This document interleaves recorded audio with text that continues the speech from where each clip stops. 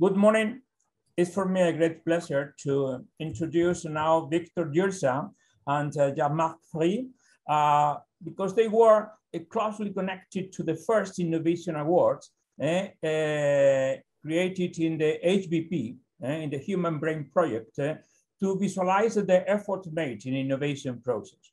The first Innovation Award was done to Viktor Jirsa and his team on the virtual epileptic patient.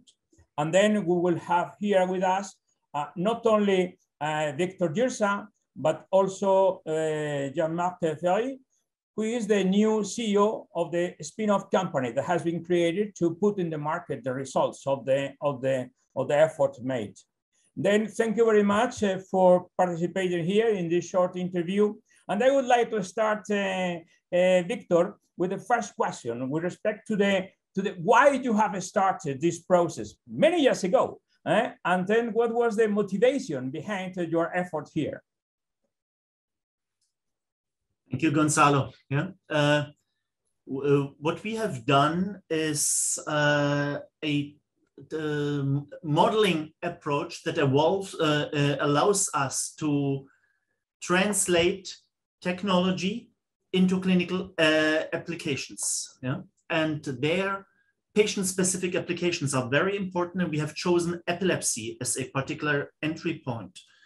Epilepsy is a huge burden for the society. 1% of the human population is epileptic at one point in their lives. 30 to 40% are suffering from drug-resistant epilepsy. And their technologies are needed to allow to map the target for surgical resection of the patient. And this is what we have developed. We have, in the context of the Human Brain Project, we have developed brain modeling technologies. It has allowed us to render them patient-specific. And putting this together with the resources, the computational resources that are available in eBrains, we were able to build a technology that allows us to improve this mapping for epileptic patients. Mm-hmm. I understand that you have also started a clinical trial to see at what extent hospitals could use it. What was the feedback until now, and what is the reaction of surgeons in using this kind of tools, which change a lot dramatically the typical and conventional procedures? Yeah, it's a good question. The clinical trial, it's actually a big trial. Yeah, there are 13 reference centers in epilepsy that are involved in France.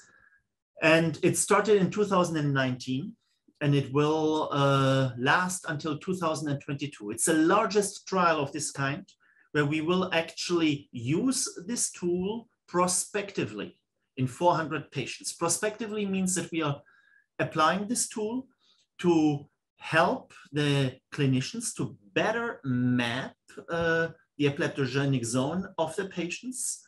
And this information is being taken into account during the decision-making about which surgical strategy is being taken. And it's going well. Yeah? We have COVID times. Patient inclusion was a challenge, but we are right now at about 50% of our target patient inclusion. We have about 200, a little more than 200 patients included. The results, the final results, of course, will be evaluated at the end of the trial, but we're getting first feedback. People are very interested. The clinicians are using it. The clinicians are questioning it, because it's just one tool amongst others. Sometimes the results are convergent, sometimes they are divergent. So there is a lot of interrogation ongoing, and that is actually fantastic. It's fantastic from the surgical perspective. It's a neurosurgeon that is responsible for the patient. And I think this is VP, our tool, gives you not only a new mapping or a mapping that can be considered with the other results that are available, but because it's a model-based tool, you can actually start interrogating the result. You can ask, why does the VEP provide you with that? What if I change my clinical hypothesis? What if I had planted another electrode? So the auditing is one of the key responsibilities in the surgeon before making the final surgical decision. Okay, that's clear. That's a good example of translational research.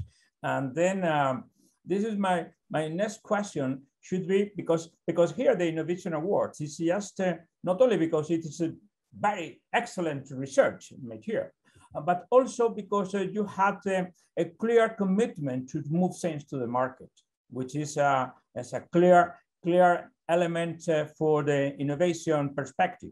And then what is the situation today? And now you could start, and Jean-Marc could continue with the question. Then feel free.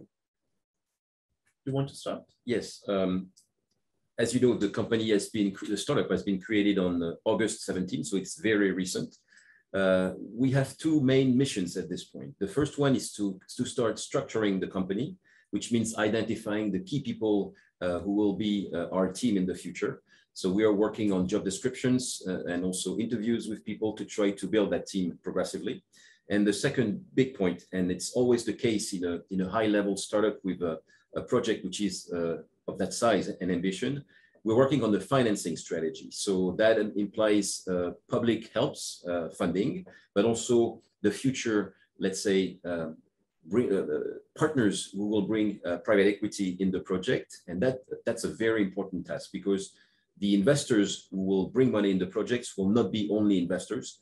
They will be long-term partners, members of the family. So we will take a great care in choosing the right investors who will be our partners for the future. So this is the main two tasks: structuring the company and finding resources to accelerate the project and optimize the time to market.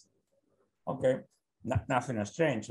In fact, a part of the efforts in HBP was also to push the creation of these kind of companies, and then it's a pleasure to know that at the end the spin-off was created. And then good luck for the future, and I hope that it will be a very good success in the market. I hope that anyway the HBP and New Brains will be also supported for the development of the company in the future. Just one question here that could be also useful. We need to motivate many researchers to move forward to the market, and not only to think in research. I know that it's not so easy, because the mentality of researchers are clearly linked to research activity. But from your point of view, Victor, there are some messages to young researchers to see how to bridge the gap, and then to move to the market in this way. What should be your recommendation for them?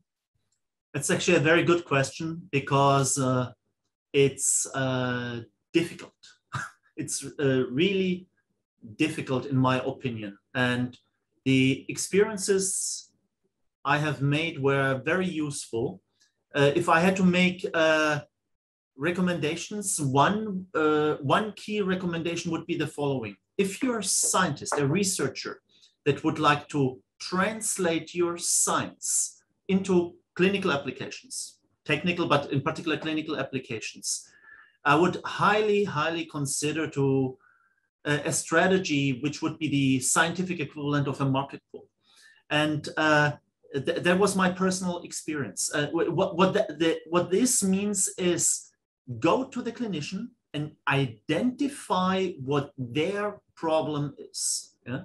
And when you do this, then try to solve their problem by adapting your science or the technology around your science to solve the problem in a clinical real-world environment. Yeah? Don't do it the other way around. Why? Because like this, you will ensure that you engage the clinical team in a common way forward, because they will be excited. And you will have the capacity, the chance to adapt your scientific solutions to solve a real world problem. And this is the other second challenge that is there. Translation and innovation is highly multidisciplinary. There are clinicians, data scientists, biologists, there are legal constraints, yeah? We have physicists, mathematicians in the team. You need to organize all of them together and put a high-level, world-leading team of experts in their individual domains together in the same group trying to solve a clinical problem. So that would be my key recommendation to the young scientists and researchers. Thank you, Victor. Well, we'll make our maximum effort to support other groups and to run the same way. Well, thank you very much, and then congratulations for the award again, and good luck for the company. The success of the company will be also a success of HBP. Thank you very much. Thank you very much. Thank you.